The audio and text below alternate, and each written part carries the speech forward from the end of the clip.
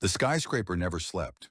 At night its windows glowed like cold stars, each one lit by someone working too late, or someone cleaning up after those who worked too late. The marble floor of the lobby shone like a mirror, but no one cared who kept it shining. Maria cared. Maria always cared. Bent over her cart of supplies, she scrubbed the glass doors until they caught the reflection of the city lights. Her hands were rough, her shoulders tired, but her back was straight. And yet, one careless word could bend even the straightest back. "Hey, cleaning lady, you missed a spot." The guard's voice was sharp, careless, meant as a joke to the others standing nearby. Laughter followed, quick, cheap, cruel. Another man added under his breath, "Mexican help, always the same." Sofia heard it all.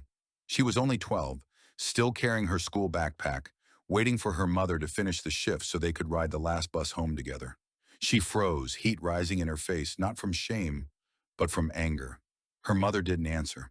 Maria never answered. She only pressed the mop harder against the floor, as though silence could erase humiliation. But Sofia, she couldn't stay silent. Not tonight. She stepped forward, her voice trembling but clear. "Her name is Maria. You call her cleaning lady, but she has a name. And if it weren't for her, if it weren't for her love and her patience and her sacrifice, I wouldn't know a single word." Not in English, not in Spanish, not in any language at all. The lobby went silent. Even the guard's smirk faded for a moment. Sofia's voice didn't shake anymore. "My mother gave me everything. She gave me her time when she had no time. She gave me her strength when she had none left. And she taught me the first lesson I'll never forget. Dignity is not a job. Dignity is a name. Her name is Maria." Maria finally looked up. Her eyes, tired from work, glistened with something else now. Pain, pride, and a question she didn't speak. Sofia took her mother's hand and held it tight, as if to say, "I will not let them erase you. I will not let them erase us." And maybe the men forgot that moment the next day. Maybe they laughed again. But for Sofia, something had been set in stone. That night, as they walked out of the building into the rain, she whispered, almost like a vow, "Someday, Mama, they will listen. Someday they will say your name with respect." She didn't know it yet, but that night was the beginning of a story that would travel far beyond the skyscraper's glass walls, far beyond the city streets. A story of a girl who spoke the languages of the world and who taught a billionaire that true wealth is measured not in money, but in dignity. The subway moaned under the city like an old violin, and by the time the car doors sighed open in Queens, the night had folded in on itself and become almost gentle. The apartment where Sofia Ramirez and Maria Ramirez lived was 3 flights up. No elevator, a banister rubbed smooth by years of hands. The scent of cumin and boiled rice drifting out from other doors. Inside their one-bedroom place, the light was soft and yellow, the kind that forgives small things. Scuffed linoleum, a chipped mug, a hairline crack along the wall shaped like a river. The windows rattled when the train passed. The clock on the stove blinked 12:07, unreliable and stubborn, as if time in this apartment ticked by its own rules. "Shoes first, then hands," Maria Ramirez whispered, out of habit rather than necessity. She set down the keys, heavy with the little plastic tag from work, and slipped off her sneakers. The soles were thin, the laces gray with bleach. She went straight to the sink, turned on the water and scrubbed. The smell of cleaner, sharp and lemony, rose off her skin, the way seawater would rise off someone who lived by the coast. She washed until the water warmed her wrists, then cooled them, then warmed them again, as if rinsing hours off her bones. Sofia Ramirez pulled her backpack onto the tiny table that served as desk, dining room, and library all in one. She unloaded her night, a spiral notebook fat with words, a small stack of library books secured with a rubber band, a phone with a cracked corner screen wrapped in tape. The books were a tower of borrowed worlds, grammar guides with stickers that said new, a slim volume of poems in 2 columns, English on the left, Spanish on the right, a tattered primer with penciled notes that weren't hers but felt like a friend's hand reaching through time. She ran her fingers down the spines like a pianist testing keys. Frijoles. Arroz, Maria Ramirez murmured, peeking into the fridge. We have enough. She took a pan from the rack, warmed a spoonful of beans until they loosened inside, then pressed 2 tortillas on the dry skillet. Flip, press, flip, until the kitchen filled with that comforting, warm corn smell that makes even midnight feel like a table set for family. She sprinkled a little salt with her fingers, never from the shaker, pinched between thumb and forefinger, the way her own mother had taught her, as if flavor traveled best through love. They ate simply, more quietly than solemnly. It was the kind of quiet where you rest rather than retreat, where you breathe the same air without needing to name it. Between bites, the apartment spoke, pipes ticking, a neighbor's television thudding through the wall in a language they didn't understand, a siren far off that rose, hovered, and fell like a tired bird. On the table, the small jar of coins, bus emergencies only, a handwritten label declared, caught the light like a lighthouse for small ships. You were brave tonight, Maria Ramirez said finally, not looking up. Her voice was low and even. It was how she kept it from breaking. I said your name, Sofia Ramirez answered. I will keep saying your name, over and over, until even the walls learn it. She tried to make it sound like a joke, but it wasn't a joke, and both of them knew it. If you say it with anger, it will echo like anger, Maria Ramirez said, finally meeting her daughter's eyes. Say it with dignity, and it will echo like dignity. I will, Sofia Ramirez nodded. Then after a heartbeat, a softer confession. If it weren't for you, I wouldn't know any words at all. They both let that sentence sit, warm as the pan, steady as the table. After dishes, 2 plates, 2 cups, a fork, a spoon, rinsed and set to dry in a metal rack that squeaked, Sofia Ramirez opened her notebook. She wrote the date in neat, careful numbers and underlined it twice. Next to the date, she drew a tiny square, an empty checkbox waiting for a promise to be kept. Lesson 32, she whispered, as if calling attendance for the night itself. On the first page of her notebook, where most kids wrote their names in bubble letters, there was a block of tiny handwriting, careful and even, titled Home Syllabus. Monday, English idioms and grammar. Tuesday, Arabic alphabet and simple phrases with Mr. Ahmed Al-Karim at the library. Wednesday, Chinese tones with Mrs. Meilin Wong on the 3rd floor landing by the laundry machines where it was always warm. Thursday, Italian with Signor Vittorio Santini in the park, weather permitting, if not by the radiator in the hallway. Friday, German verbs with Frau Helga Roth, who lived across the street and scolded the buses for being late as if they were school children. Saturday, French podcasts with subtitles, repeating out loud until the mouth remembered what the mind learned. Sunday, rest and whatever the heart wanted. On the refrigerator, held by a magnet shaped like a mango, hung a modest museum of small papers, the bus schedule, the library's conversational hour flyer, a church bulletin with a handwritten note from Sister Elena Morales that read, "Proud of you, always," a recipe for arroz con leche in Maria Ramirez's cursive, and a scrap torn from an envelope with 3 words in block letters, "Say names right." Above that, a tiny photo of a woman in a sunlit field in Michoacan, another Maria, another time, smiling with her hands on her hips, the wind trying to carry her hair away, the sky not managing to diminish her. Finish your page and then sleep, Maria Ramirez said, rubbing lotion into her hands, the thick kind that comes in a tub, the kind that sits on the skin a moment before it learns to stay. The knuckles were cracked. Winter had found them early and refused to leave. She flexed her fingers, 1, 2, 3, and winced barely, as if pain were something polite guests did not mention. I will do 2 pages, Sofia Ramirez said, half daring, half child. She flicked to a vocabulary list and began, gratitude, dignity, patience, apology, promise. Under each English word, she penciled its neighbors as if arranging chairs for a gathering. Gracias, dignidad, paciencia, disculpa, promesa. Then beside those, the shapes of other alphabets. Shukran, krama, sabr, irtidar, ward. Then Zixie, Zunyan, Naixin, Daoxian, Chengnuo, testing each stroke like a foot over a streamstone before putting her weight there. Words, when you lay them down like that, begin to behave. They stop being strangers. They take off their coats, sit down and say, "We will try to help." From the hallway came the soft shuffle of slippers, Mrs. Maylin Wong probably, followed by a Knuckles polite knock.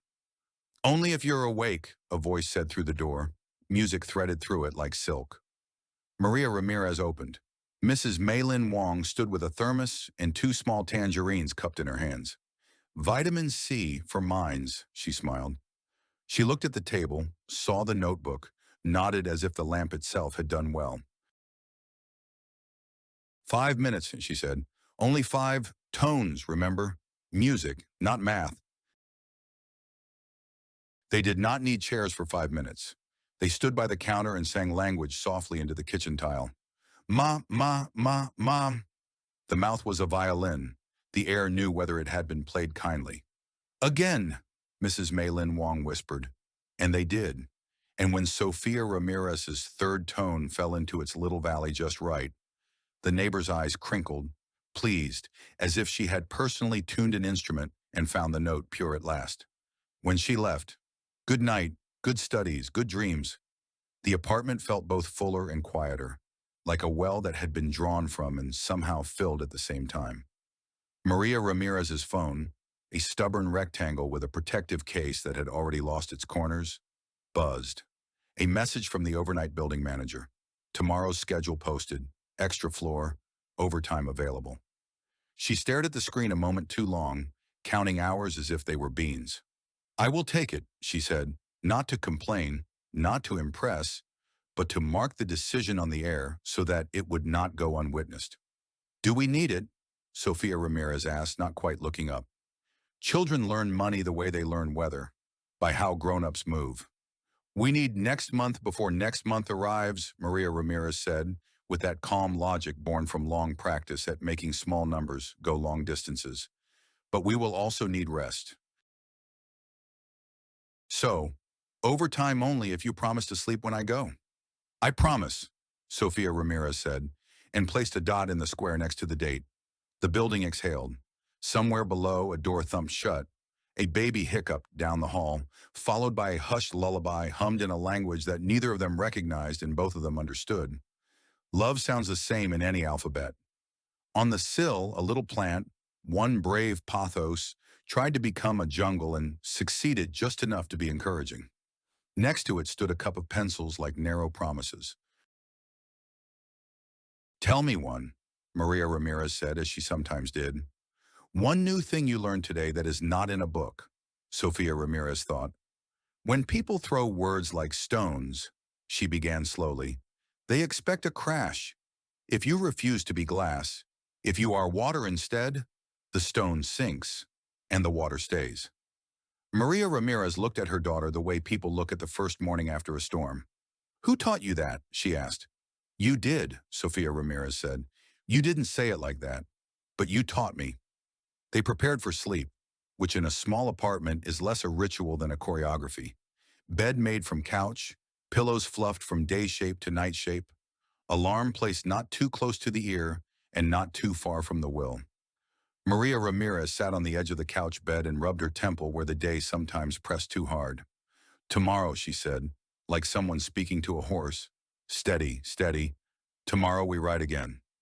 "Tomorrow," Sofia Ramirez echoed, stretching the word out as if to test if it would hold their weight. She glanced at the clock, 12:41, still blinking, still stubborn. She set her own phone alarm, not trusting the stove's optimism. On the wall, the photo of the other Maria watched, weathered and bright at once. "Before you sleep," Maria Ramirez said, that old superstition of hers which was less superstition than anchor. "Say your name." "Sofia Ramirez," the girl whispered, not as paperwork, but as prayer. "And mine." "Maria Ramirez," the girl said, steady as a drum. "And his," Maria Ramirez added, eyes glinting with the smallest mischief, as if courage prefers laughter to armor. "Richard Cole," Sofia Ramirez answered, the name tasting unfamiliar, like a word from a future lesson. She did not say billionaire. She did not say boss. A name is a name, no more, no less. I will learn to say it without fear, she added, and he will learn to say yours with respect. They lay down, one on the couch bed, one in the small bedroom behind the thin door, and the apartment changed shape, as if the walls relaxed when the people did. The radiator clicked its winter vocabulary. A bus sighed at the corner. Somewhere far downtown, the skyscrapers burned their sleepless constellation.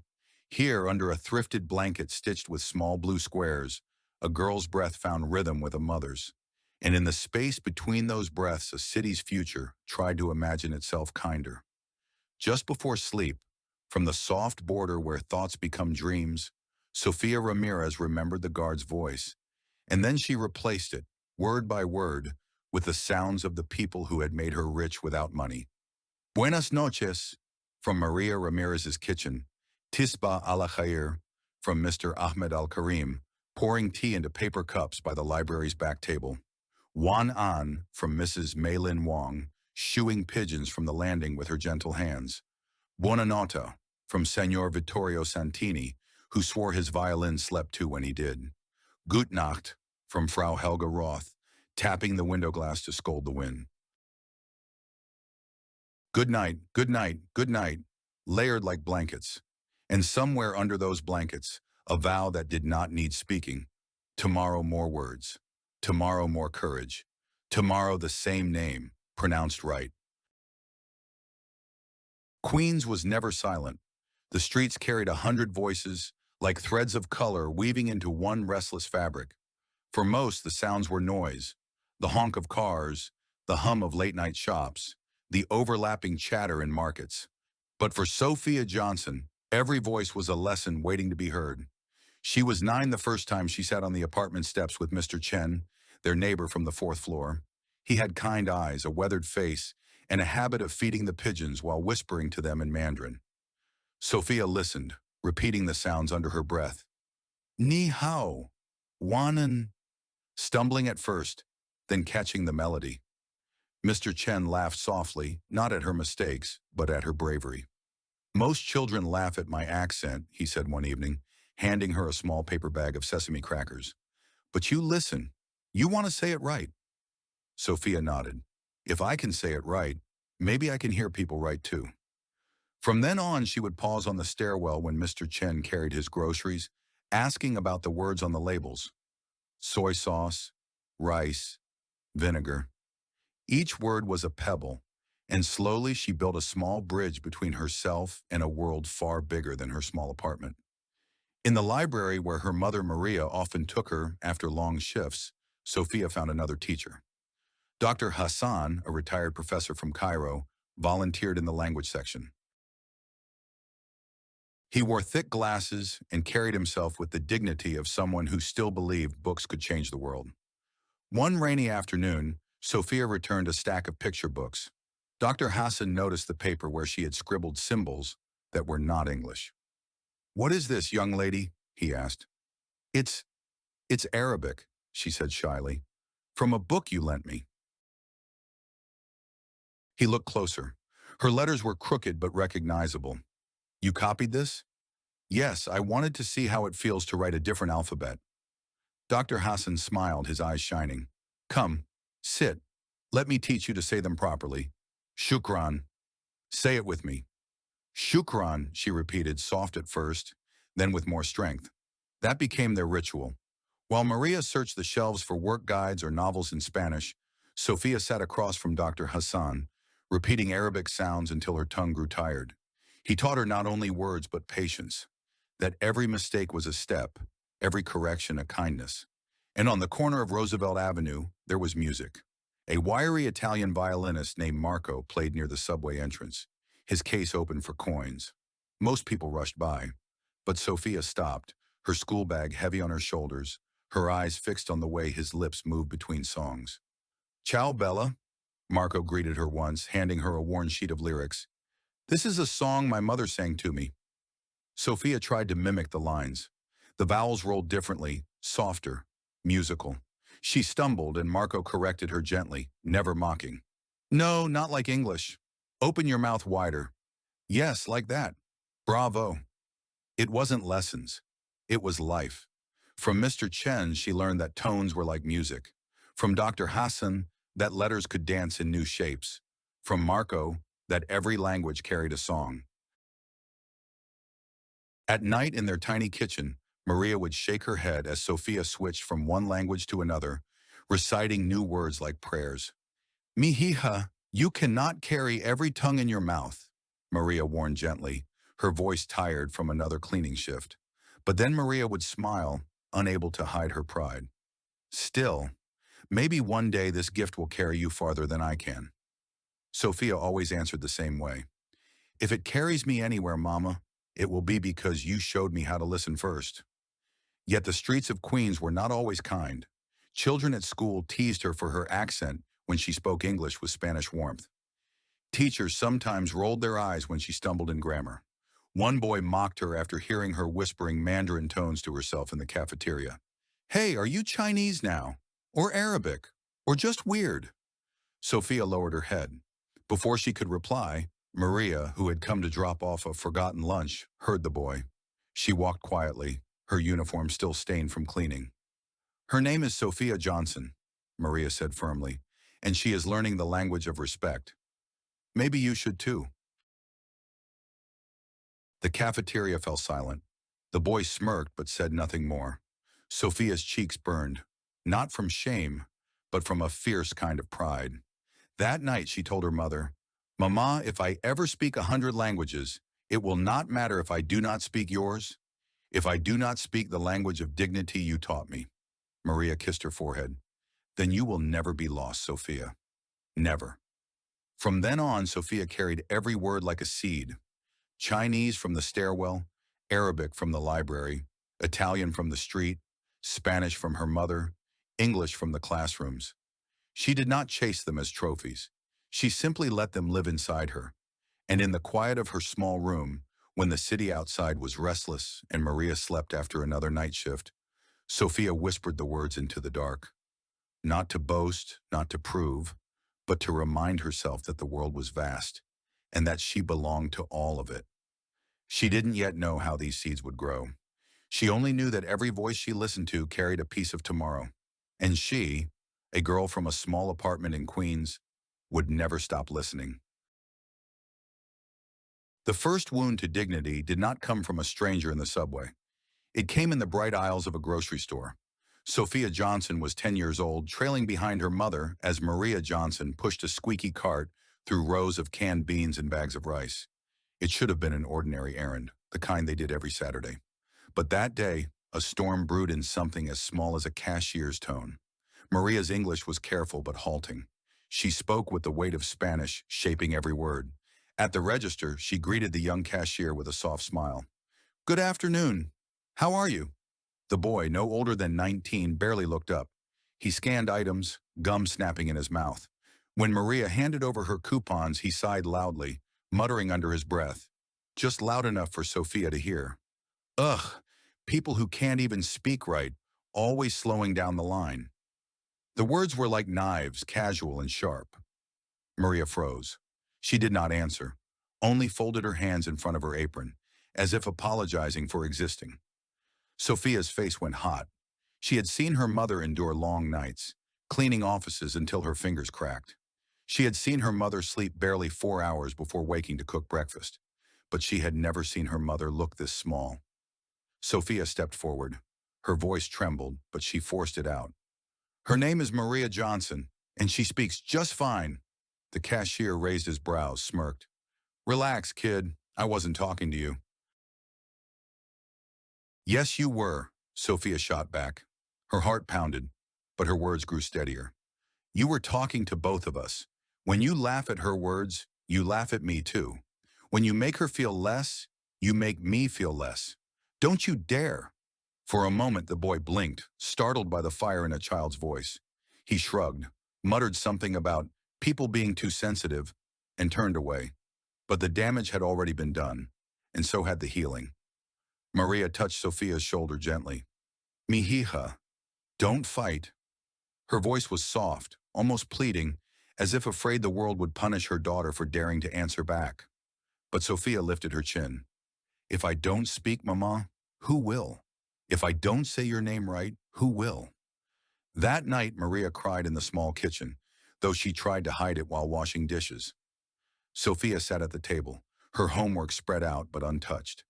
The image of her mother's bowed head burned in her chest. She walked over, drying her mother's wet hands with a towel.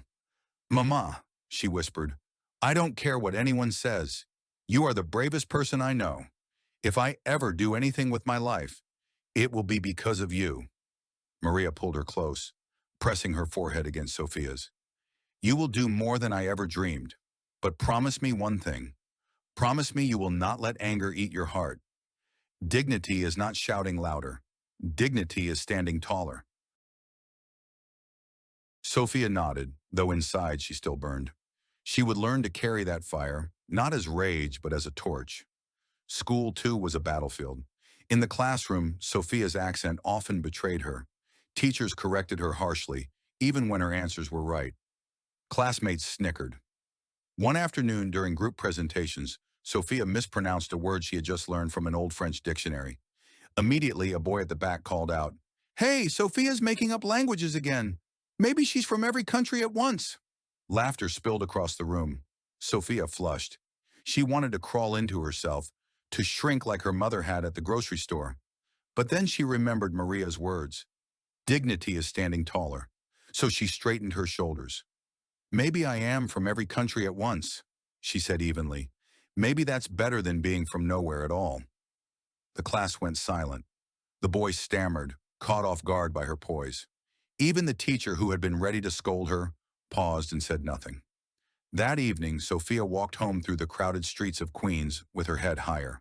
The insults still hurt, yes, but she had discovered something new. The power of answering not with shame, but with clarity. At home, Maria listened quietly as Sofia recounted the day. She did not cheer or clap. She only took Sofia's face in her hands. Remember, my daughter, you do not need to fight every battle, but when you speak, speak so the world cannot forget who you are.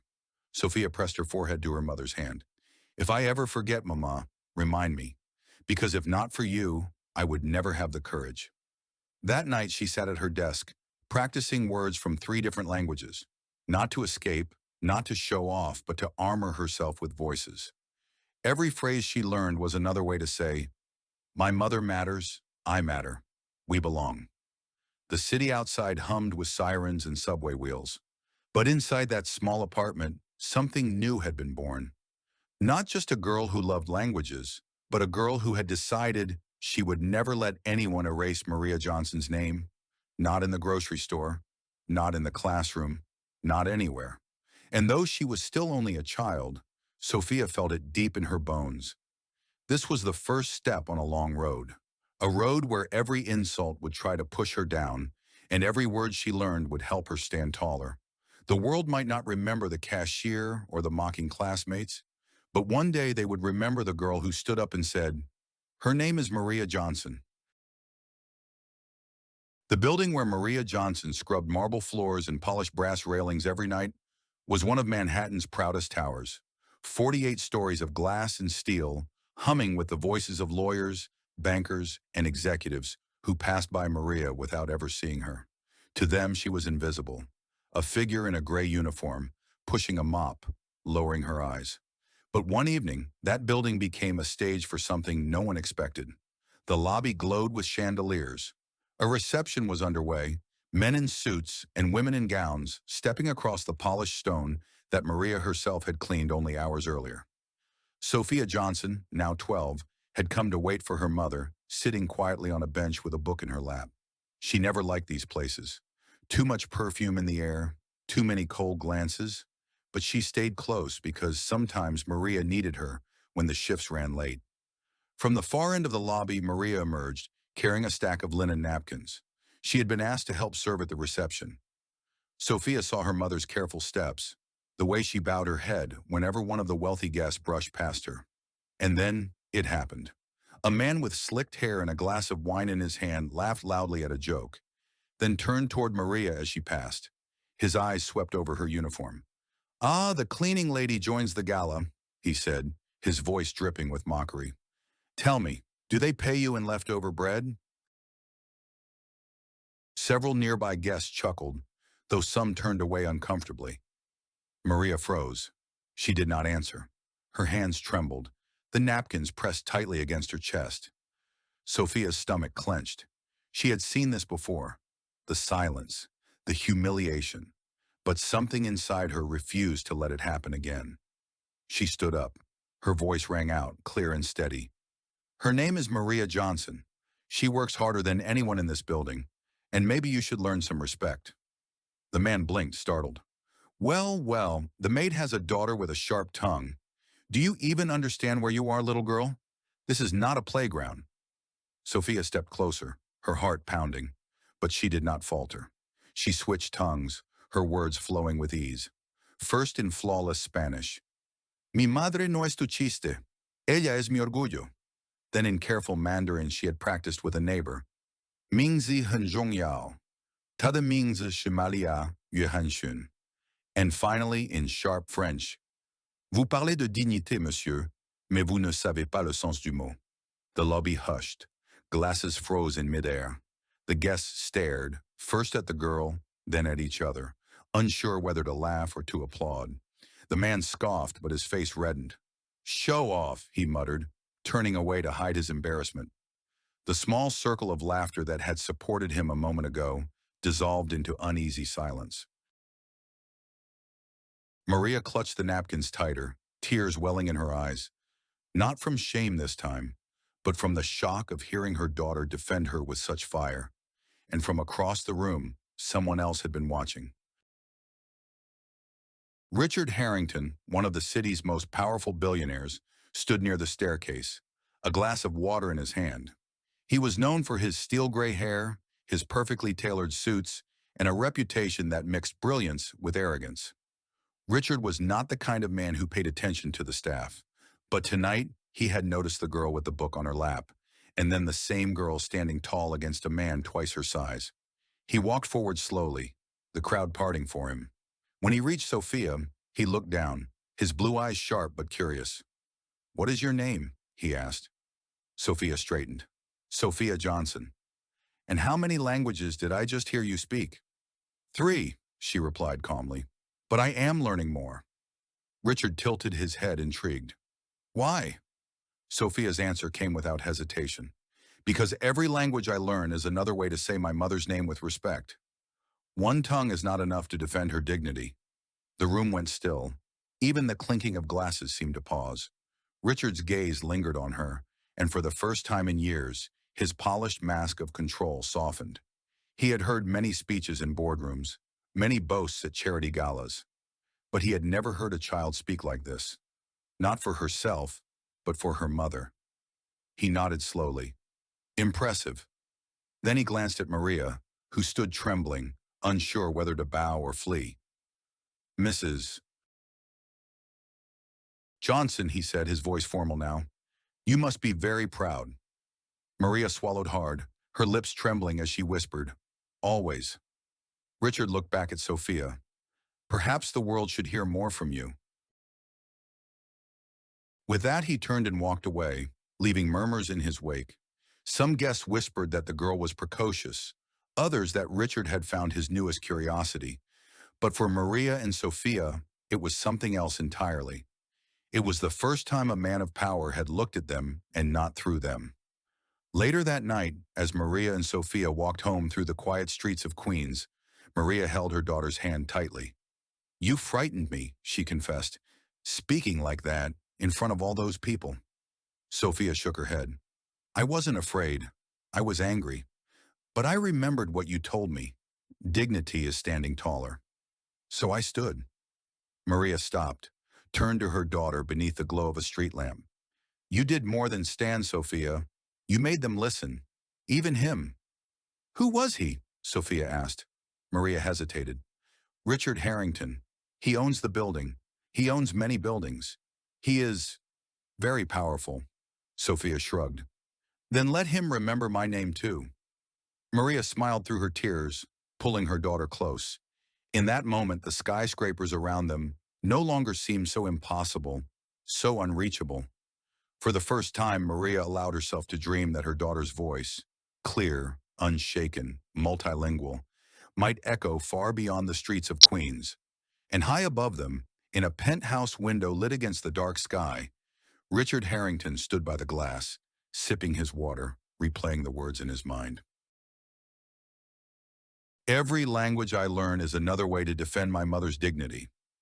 It was not a line from a book or a speech written by advisors. It was a truth, raw and unpolished, spoken by a girl who had nothing except courage. Richard felt something stir in him, something he had not felt in years: respect, and perhaps the beginning of change. The following week, Maria was polishing the brass railings of the 48th floor when a man in a tailored Navy suit stepped out of the elevator. His shoes clicked sharply against the marble, but his eyes softened when they found Sofia sitting quietly at the corner table, a worn Spanish grammar book open across her knees. "Miss Johnson," he said, his deep voice carrying authority, but not arrogance this time. "Might I have a word?" Maria froze. She tightened her grip on the cloth in her hand. "Mr. Harrington." "Sir?" Richard Harrington raised a hand, almost reassuring. "Not with you this time, Mrs. Johnson. With your daughter."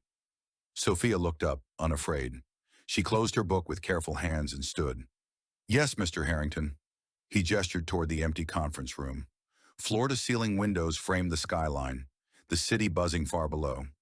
Inside, the long polished table gleamed beneath soft lights, a room where contracts worth millions had been signed, where men in suits had dictated the lives of thousands. Tonight, a 12-year-old girl entered it for the first time. Richard waited until the glass door clicked shut. Then he spoke. "You surprised me last week. Very few people surprise me anymore." Sophia folded her hands before her. "Because I speak languages?" "Not just that," he said, lowering into one of the leather chairs. "Because you use them for something other than yourself. You defended your mother. You reminded a room of arrogant people that dignity still matters. That is rare." Sophia's chin lifted. "It should not be rare." Richard studied her for a long moment, the corner of his mouth tightening. He was used to power, to people who bent beneath his words. But this girl did not bend. She stood as if the ground itself had promised to hold her. "I want the world to hear you," he said at last. "I could arrange a televised event. Scholars, journalists, maybe even heads of state. You could demonstrate your gift. Show them that a girl from Queens can speak in tongues older than empires. Imagine the headlines." Sophia did not smile. Instead, her dark eyes narrowed. "A show," she said flatly. Richard leaned back. "A presentation, a demonstration of skill. It would open doors for you." She shook her head slowly. "I am not a circus act, Mr. Harrington. If I read, if I speak, it must be for knowledge, for learning, not for applause." The billionaire blinked. He had expected awe, gratitude, maybe even tears of excitement. Instead, he found defiance. "Do you know how rare this opportunity is? Millions of children would beg for such a stage." Sophia's voice did not waver. "Then let those children have it. I want something different." Richard frowned. "And what is that?" Sophia drew a slow breath, searching for words that carried the weight of her heart. "I want a place where knowledge is safe, where no one laughs when someone makes a mistake, where my mother can walk into a room and not be called the cleaning lady, but Maria Johnson, where every name is spoken right. If I read, it will be there, not in front of cameras that want a spectacle." Her words hung in the air like a quiet bell. Richard had faced senators, prime ministers, rivals on Wall Street who swung billion-dollar deals like weapons. Yet never had he been so disarmed as by this child, who demanded nothing for herself and everything for the dignity of those around her. He tapped his fingers lightly against the table. "You speak as though you have conditions." "I do," Sophia answered. "If you want me to read, then these are mine. No cameras, no edits. Scholars, yes, but they must agree to learn with me, not test me like an animal. And whatever comes of it, it must give back to the community, to the library, to the children who never get to sit at this table." Richard arched an eyebrow. That is quite a list. Sofia didn't flinch. Then find another girl. I will not move without it. For a long moment, only the hum of the city filled the silence. Richard studied her, the way her hands trembled slightly though her voice did not, the way her eyes carried both fear and fire. At last he exhaled a slow laugh, not mocking, but astonished. You remind me, he murmured, of the first time I was told no. Sofia tilted her head. Did you listen? Richard's smile faded. He stared out at the lights of Manhattan, remembering. Then he turned back. Not at first, but eventually, yes. He stood, buttoning his suit jacket. Very well, Miss Johnson. We will not make a circus. We will make a circle of learning. You have my word. Sofia inclined her head almost formally. Then I will read. Maria had been waiting just outside the door, her hands twisted in the hem of her apron. When Sofia emerged, Maria rushed forward, whispering, What did he want? Did he frighten you? Sofia shook her head. He wanted a show. I told him no. Maria's eyes widened.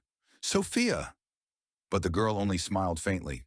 Mama, you told me once, dignity is worth more than money. Tonight I remembered. Richard appeared in the doorway, listening quietly. For once he did not correct her. He only nodded as though the 12-year-old had spoken a truth that even he, with all his fortune, could not deny. Later that night in his penthouse office, Richard sat at his massive desk, staring at the skyline. He had built towers, crushed competitors, doubled profits, yet his mind kept circling back to one sentence. I am not a circus act. He opened his leather-bound notebook, the one where he scribbled ideas that never left the room. With deliberate strokes, he wrote, The girl does not want applause. She wants a place where names are spoken right, where mistakes are not mocked, where learning multiplies. He closed the notebook, leaned back in his chair, and for the first time in years, Richard Harrington admitted to himself that perhaps the most powerful lesson he had ever received had come not from an Ivy League professor or a billionaire peer, but from a 12-year-old Mexican girl who refused to bow. And far away in their small Queens apartment, Sofia lay awake beside her mother, whispering softly in Spanish, then in Mandarin, then in Arabic, as if practicing her courage. I will not be a show. I will only read for knowledge. For you, Mama. Always for you. Maria stroked her daughter's hair, tears sliding silently down her cheeks. In the darkness, she whispered back, Then you are already greater than all of them, Mejilla. Already greater. The morning after Richard Harrington agreed to Sofia's conditions, the city seemed to wake before she did. Phones buzzed in glass towers, news feeds lit up in kitchens and coffee shops, and by noon her name, Sofia Johnson, 12 years old, daughter of a cleaning woman, was circulating in places where names like hers were rarely spoken. The headlines were not cruel, not yet. They were velvet-wrapped questions, the kind that cut more deeply because they pretended to be polite. Prodigy or PR stunt? Can a janitor's daughter really master 7 languages? If true, what does it say about our schools? Maria saw one of those headlines on a newspaper left on the subway seat during her ride home. She folded it quickly, her hands trembling. She didn't want Sofia to see it, but the girl had already overheard whispers at school. Classmates leaning together, half impressed, half sneering. She just memorizes sounds. Bet her mom pays people to train her. Maybe the billionaire made it up. Sofia didn't answer. She walked past them with her backpack slung low, but inside her stomach turned. By evening, when they returned to their Queen's apartment, Maria finally told her, Mija, the papers are writing about you, and not with kindness. Sofia was peeling an orange, the knife small in her hand. She looked up, calm but tired. I know. They want me to prove myself, Maria frowned. And you must not on their stage. You are not their puppet. But the world was already circling. By midweek, letters arrived at the public library where Sofia had first learned her Mandarin tones. Some were glowing, praising the miracle child. Others were sharper, dripping with suspicion. One read simply, If she is real, let her speak on live television. If not, stop lying to the city. The library director, a gray-haired man who loved books more than politics, called Richard in frustration. We cannot hold this pressure, Mr. Harrington.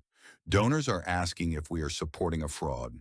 Some are threatening to withdraw funding if this spectacle continues. Richard tapped his pen against the desk. Let them withdraw. Easy for you to say, the director muttered. Your fortune can cover losses. We live on fragile budgets. Maria, who had been cleaning the stairwell nearby, overheard. Her heart tightened like a fist. Later that night, she told Sofia in Spanish, her voice breaking, Do you see? Even the library may close its doors because of us. They do not want knowledge. They want a show. Sofia squeezed her mother's hand. Then we must be stronger. But strength was hard when the city itself seemed to push back. On Friday evening, as Maria walked home from her night shift, two women in business suits passed her on the sidewalk. One of them whispered just loudly enough to be heard, That's the mother, the cleaning lady who thinks her kid is a genius. They both laughed softly as if Maria were invisible. Maria kept walking, her eyes fixed on the cracked pavement, her throat tight. But when she stepped into their apartment, Sofia noticed the redness in her mother's eyes. Mama, what happened? Maria shook her head. Nothing, Sofia pressed. Tell me. Finally, Maria sat down at the small kitchen table. They do not mock you, Sofia. They mock me, as if I have no right to raise a daughter like you, as if cleaning floors means I cannot teach dignity. The words cut Sofia more deeply than any headline. She reached across the table, took both her mother's hands and held them tightly. Listen to me, Mama. If not for you, I would know nothing. You gave me books. You taught me to love words. You showed me patience. Every language I know is because of you. Without you, I would be silence. Maria covered her mouth, fighting back sobs. For years she had carried shame in silence. But hearing her daughter speak this way lit a fire she had forgotten she possessed. The next week, the pressure grew sharper. An op-ed in the City Ledger asked, Why hide if she is real? Why not let experts examine her ability on stage? What are they afraid of? Online, anonymous accounts shouted, Prove it! Scholars themselves began to whisper. A few agreed with Sofia's wish for a private, respectful forum. Others demanded public evidence. Even some of Richard's peers at the Summit Club mocked him over cocktails. So, Rick, one man chuckled, swirling his whiskey, you've gone from mergers and acquisitions to babysitting a little girl with a good memory. Tell me, does she recite for tips? Richard smiled thinly and did not answer, but his hand gripped the glass so hard it left a mark in his palm. At home, Maria noticed his silence. She feared he would one day tire of defending them, but Sofia surprised her again. If they want proof, Sofia said, standing in their living room with her backpack still on, then we will give it, but on our terms. No cameras, no spectacle, only scholars who agree to respect knowledge. And every one of them must sign their names to a statement that learning belongs to everyone. Maria hesitated. And if they refuse? Sofia's eyes gleamed with quiet fire. Then I will not speak. I will let them call me fraud, liar, trick. But I will not sell my dignity for their applause. Maria pulled her daughter into her arms, holding her so tightly Sofia could hardly breathe. Dios mío, mi hija, you are stronger than me. No, Sofia whispered. I am strong because of you. Meanwhile, Richard worked late into the night. He called professors at Columbia, NYU, and Fordham, inviting them into the circle Sofia had described. It will be closed to the press, he explained firmly. It will not be a show. It will be a study. If you cannot agree, do not come. Some scoffed and declined, but 3 agreed. When he told Sofia, her face softened with relief. Then it is set. I will read, not to prove I am extraordinary, but to prove that learning can be open to anyone, even the daughter of a cleaning woman. Maria, listening, felt her chest tighten with pride. For years she had been the invisible one, the woman who scrubbed railings and carried buckets. But now, through her daughter's voice, the world would have to see her too. Yet outside their little apartment, the noise only grew. Protesters filed permits to gather outside the library on the day of the colloquium. Online commentators sneered. If she refuses cameras, it's fake. Donors whispered about pulling out. Reporters camped near the steps of the Queen's Library. And one night, as Maria and Sofia walked home, a black car slowed beside them. A man rolled down the window just enough to sneer, "If you're so smart, Nina, then stay smart in your own barrio." The car sped off before Maria could even pull Sofia closer. For a moment, they stood frozen in the cold air, the city lights flickering off puddles at their feet. Then Sofia opened her backpack and pulled out a stiff card she had written by hand. She held it up so her mother could see. "Never turn knowledge into a circus," it read. "Read to lift others." Maria touched the words with her trembling fingers, her eyes wet. "Sofia, if tomorrow you change your mind, I will still be proud." But Sofia shook her head firmly. "I set the conditions. They agreed. That is enough." And for the first time in weeks, Maria believed her daughter's strength would outlast every headline, every whisper, every insult hurled from car windows. The pressure of the world pressed harder and harder, but so did Sofia's refusal to bend.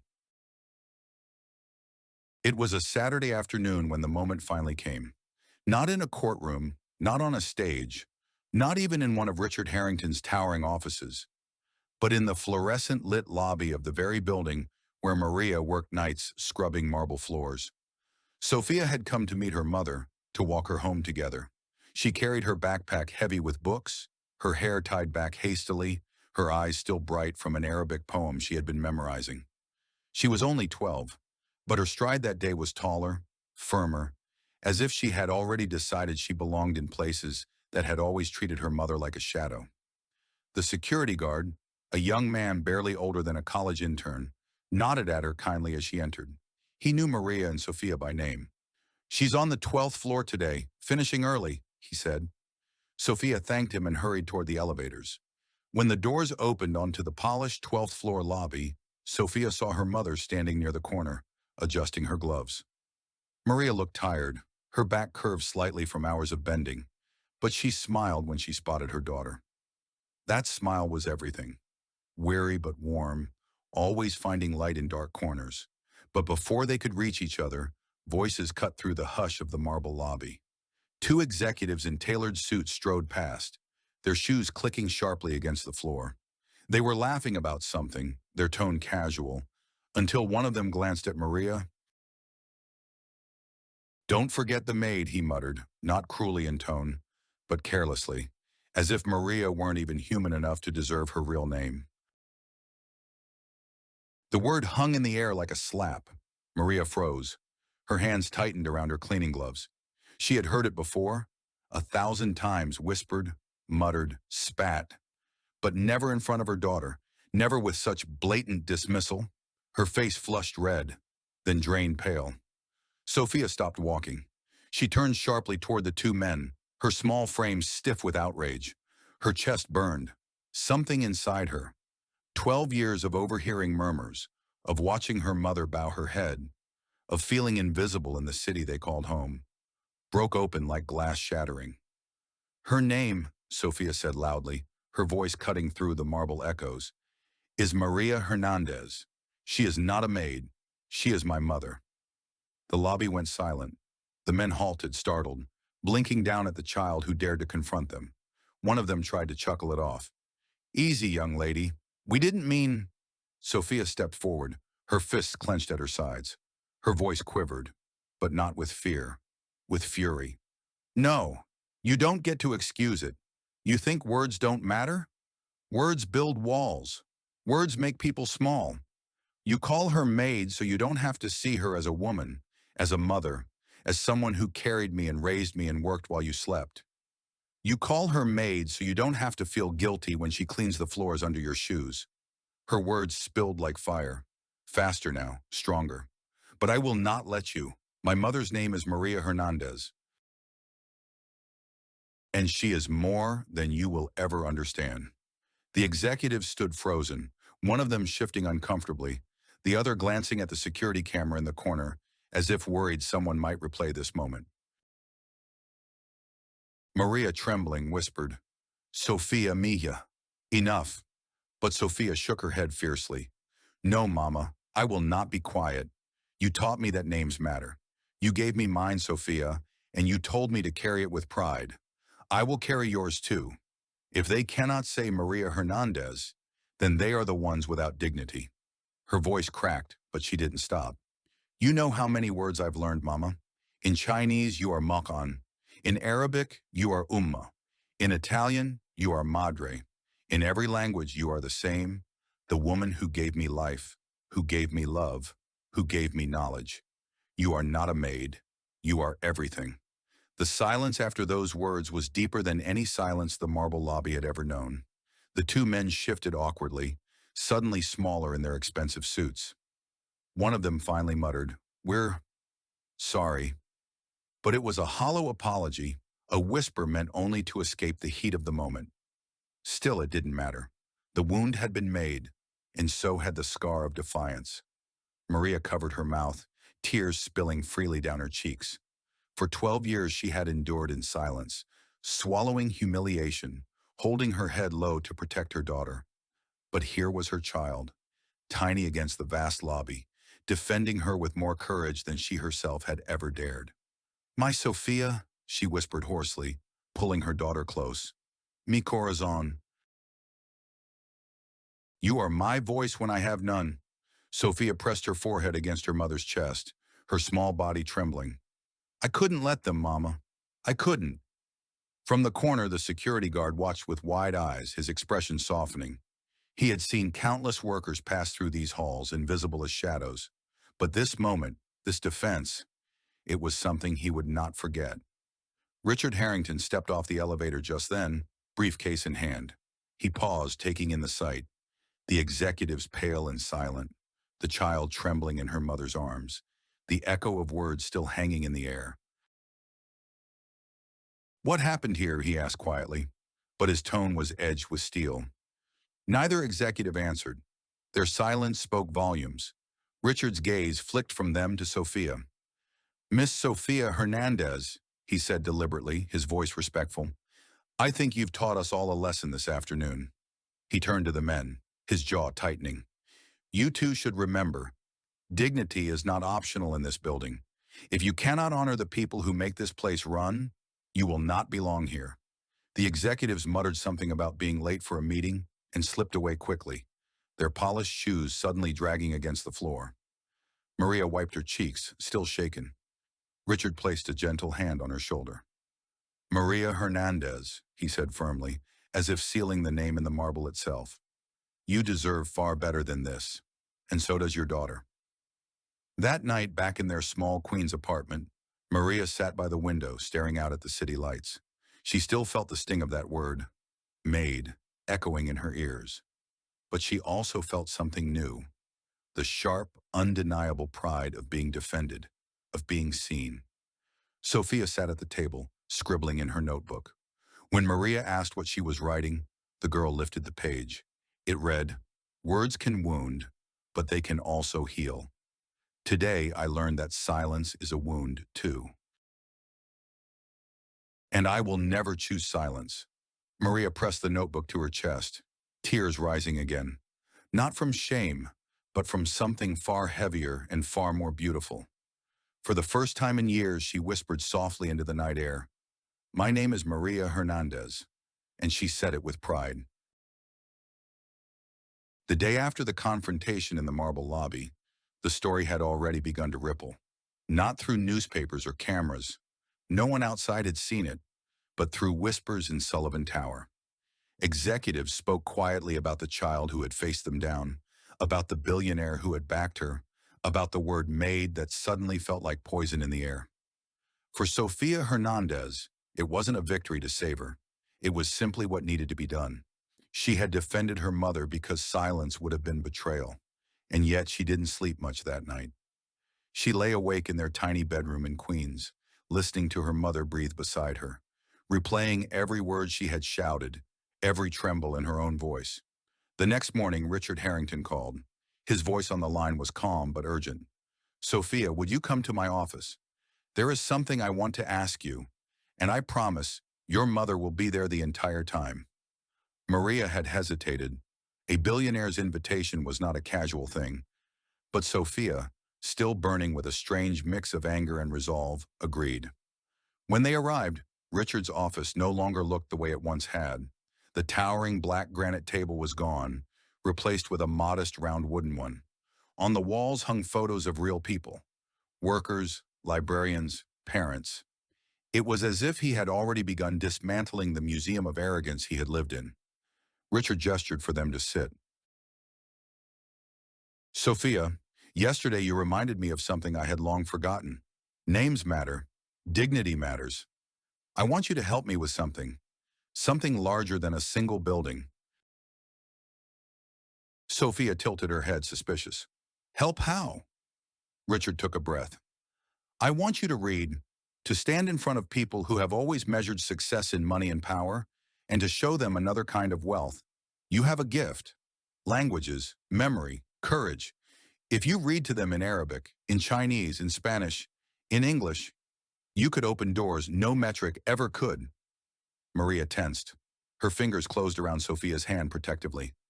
Mr. Harrington, my daughter is not a spectacle. Sophia looked from her mother to the billionaire. Her dark eyes narrowed. What do you mean? You want me on TV? In the newspapers? Richard shook his head quickly. No, not that. I've done PR all my life, and I know the difference. What I mean is, there is a closed-door meeting next week. University scholars, community leaders, some of my board. No cameras, no sponsors. Just people who need to be reminded why learning matters. If you would agree, I'd like you to read to them, not for applause, for impact. Sophia sat very still.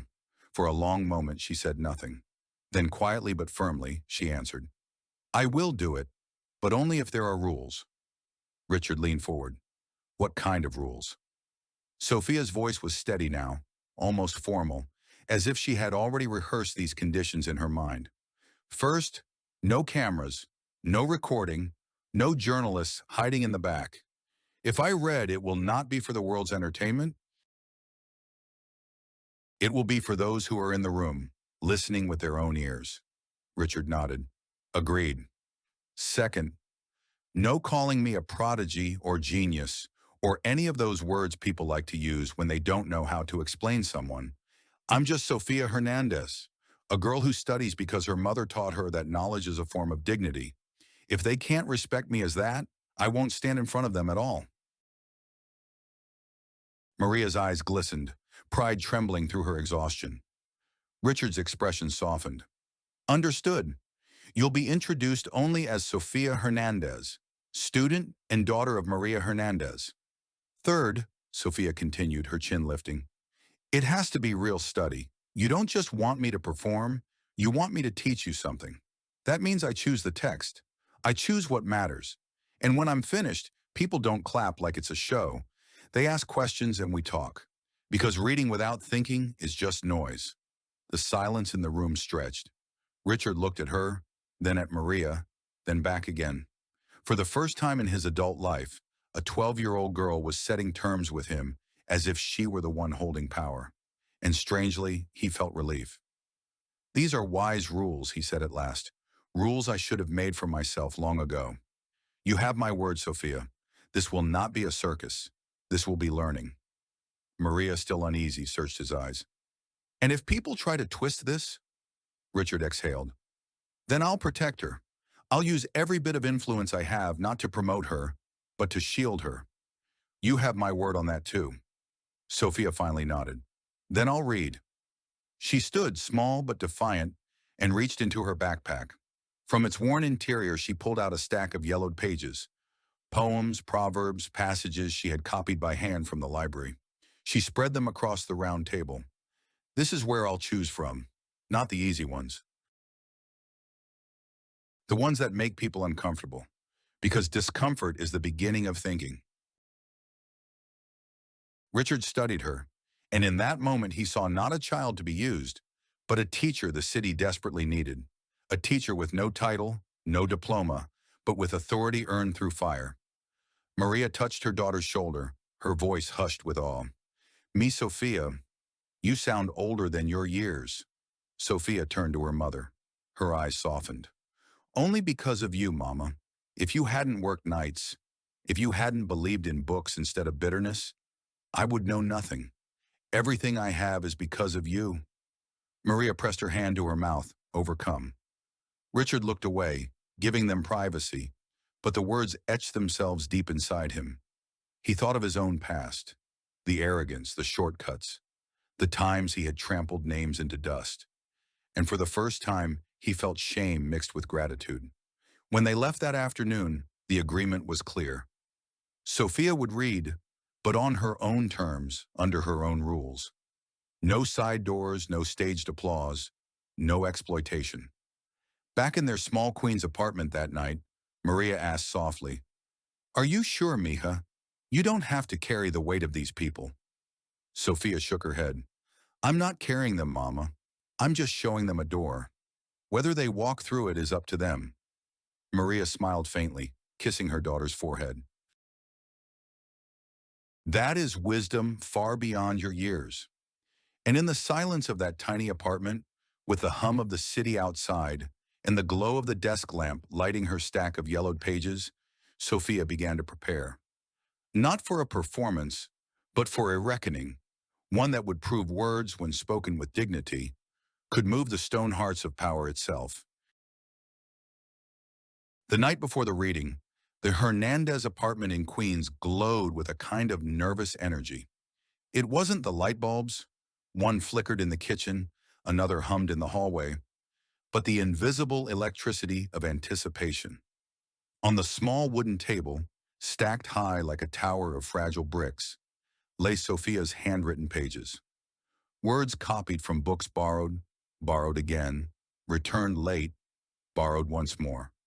Words in English, Spanish, Mandarin, Arabic, Italian, all arranged with the obsessive care of a girl who knew she could not walk into the lion's den unprepared. Maria came home late from her shift, smelling faintly of detergent and winter air. She set her bag down quietly, so as not to disturb her daughter, but Sofia was not asleep. She was bent over her pages, lips moving silently, her pencil underlining phrases again and again.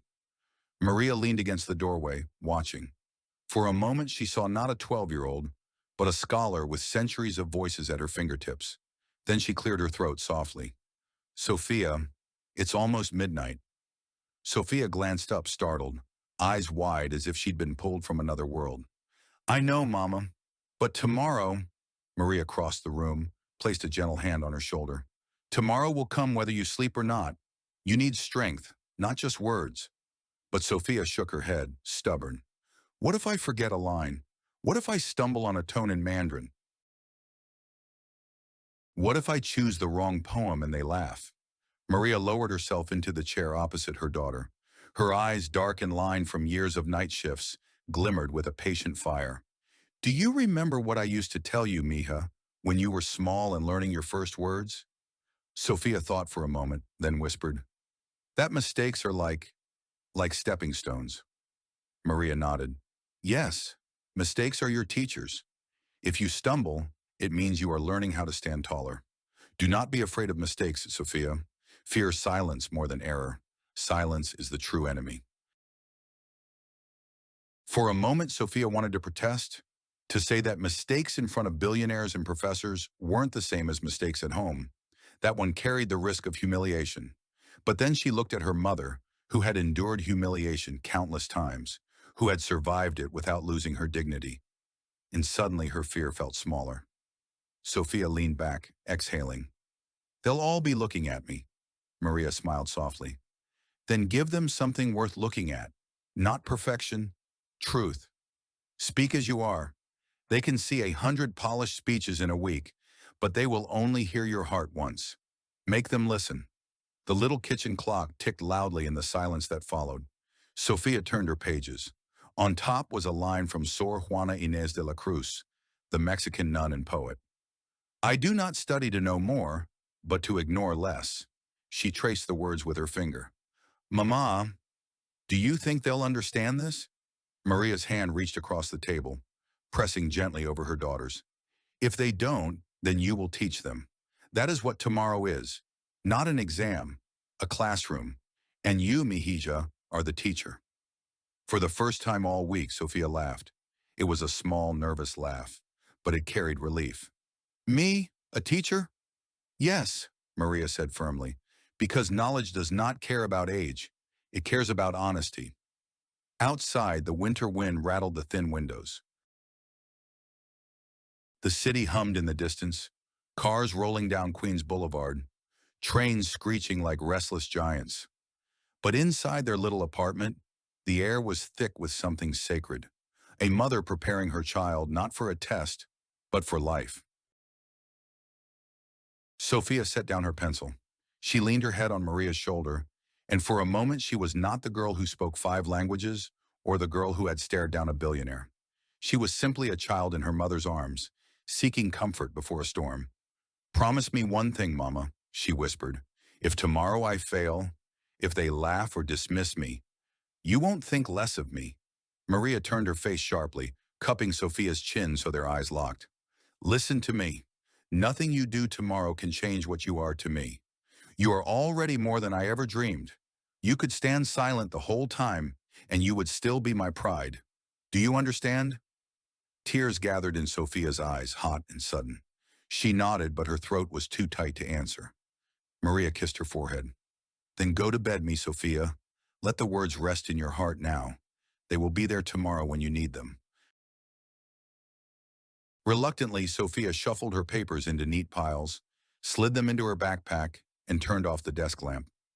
She lay down on her narrow bed, pulling the blanket up to her chin, her mind still swirling with phrases, translations, tones. She whispered them into the dark. "Ni hao, assalamu alaikum, buenos dias," until her voice slowed, slurred, and at last surrendered to sleep. Maria stayed awake a little longer, sitting by the table, watching her daughter breathe. She thought of her own life, the jobs that had broken her back, the insults she had swallowed, the side doors she had been forced to enter, and she thought of tomorrow when her daughter would stand not as a maid's child, not as an immigrant's shadow, but as herself, a girl with the power to change how others listened. Maria whispered into the quiet, as if speaking to God, or maybe to her late husband whose absence still lingered in the corners of the apartment. "Guide her steps. Let her know she is never alone." The clock ticked past 1 in the morning. Outside, snow began to fall in soft, silent flakes over Queens. The city, restless and loud by day, grew muted under its white blanket. And in that hush, one girl dreamed of standing in a room of strangers, holding nothing but her mother's words as armor. "Mistakes are your teachers. Silence is the enemy." Tomorrow the exam would not be on paper. It would be on dignity itself. And Sofia Hernandez, child of a maid, student of the streets, would rise to meet it. The library opened its doors earlier than usual that Saturday morning. The guards stood a little straighter, scanning the small crowd that had gathered outside. Some carried notebooks, some held protest signs, and others clutched their phones like weapons. The gray winter light filtered in through tall windows, casting long stripes across the marble floor. Inside Hall C, a round table stood at the center of the stage, surrounded by rows of wooden chairs. The table was not grand, not carved with gilded edges or polished like the 52nd floor conference table Sofia had once seen. No, this was a librarian's table, scratched with history, marked by decades of elbows and ink stains. It looked, Sofia thought, like it had been waiting for her. Dr. Ahmed adjusted his glasses, whispering instructions to the staff. Mrs. Wong carried a stack of reference copies, her eyes calm and sharp. 3 scholars were already present. Professor Clean from Bogota, tall and dignified, Dr. Farah from New York University, her scarf pinned neatly, and Associate Professor Romano from Florence, his pen already tapping against a notebook. Sofia sat quietly beside her mother, her backpack at her feet, her hands clasped tight. Maria leaned down and whispered, "Recuerda, mi hija," not a performance, a conversation. Sofia nodded, though her stomach churned. The doors opened. The audience filed in. Journalists pushed forward but were met with firm hands and quiet instructions. No cameras, no live feeds. Some grumbled, but rules were rules. At the very back, a blogger muttered, "If it's not live, it's fake." Sofia heard it, but she pressed her lips together and said nothing. At exactly 10 o'clock, the library director stepped forward. "Welcome. Today's session is a closed academic colloquium. No live broadcast. Notes will be published after review by all scholars present. He gestured toward Sofia. Our youngest reader will begin. Sofia rose slowly. Her white shirt felt too stiff, her shoes too loud on the wooden floor. She stood at the round table facing the three scholars. For a heartbeat, the silence in the room was unbearable. Then she spoke. I begin with thanks. To Dr. Ahmed, who taught me patience. To Mrs. Wong, who reminded me that mistakes are teachers. To the librarians who unlocked the rare books cabinet. And to my mother, Maria Hernandez, who taught me that dignity begins with a name. Her voice shook at first, but as she saw Maria's steady gaze in the front row, her shoulders straightened. She opened the manuscript copy in front of her. Section 1. Classical Chinese. She began to read 4 lines. Her tones were careful, deliberate. At her side, Mrs. Wong joined in, explaining rhythm, pointing to the subtle contrast between classical phrasing and the modern tongue. When Sofia offered 2 possible interpretations of a phrase, one literal, one metaphorical, Professor Clean lifted his brows, impressed. The girl distinguishes well between classical and vernacular, without confusion, he murmured. Sofia's chest warmed. She pressed on. Section 2. Classical Arabic. Her lips formed the words carefully. Doctor. Ahmed followed, offering context about morphology and rhythm. Dr. Farah leaned forward, asking about a faint ink mark. Sofia pointed, showing how she had traced it as an editorial sign. The scholar nodded slowly, satisfied. Section 3. Sanskrit. Here Sofia stumbled. Her voice caught on the sandhi, the rule of sound combination. A ripple of doubt flashed across her mind, but she inhaled, remembered her mother's words. Mistakes are teachers, and tried again. This time her tongue found the correct flow. Professor Romano smiled, tapping his pen once. Correct, he said simply. One by one the sections unfolded. Ancient Hebrew, Persian, medieval Latin. Sofia read, the scholars responded. Questions were asked, answers given. Each language was not a performance, but a bridge. After each reading, she translated the passage into both English and Spanish, her voice steady, her explanations simple enough for even the non-scholars in the audience to follow. The audience leaned forward. Skeptical faces softened. A man in the back lowered his phone, forgetting for a moment his demand for live streaming. And still, Sofia kept reminding herself, I am not here to prove I am extraordinary. I am here to prove that knowledge belongs to everyone. By the time she reached the final text, a fragment of medieval Latin, the hall was utterly silent. No coughs, no murmurs, no tapping of feet. Only the rustle of her pages and the sound of her young voice weaving together centuries of language. When she closed the manuscript, the silence held. For a moment, Sofia feared it meant failure. Then she looked up and saw the scholars. Professor Clean's expression was thoughtful, almost reverent. Doctor. Farah leaned back, nodding with quiet satisfaction. Professor Romano scribbled something, then said aloud, She has not merely memorized sounds. She understands context. She connects text to meaning. This is not parroting.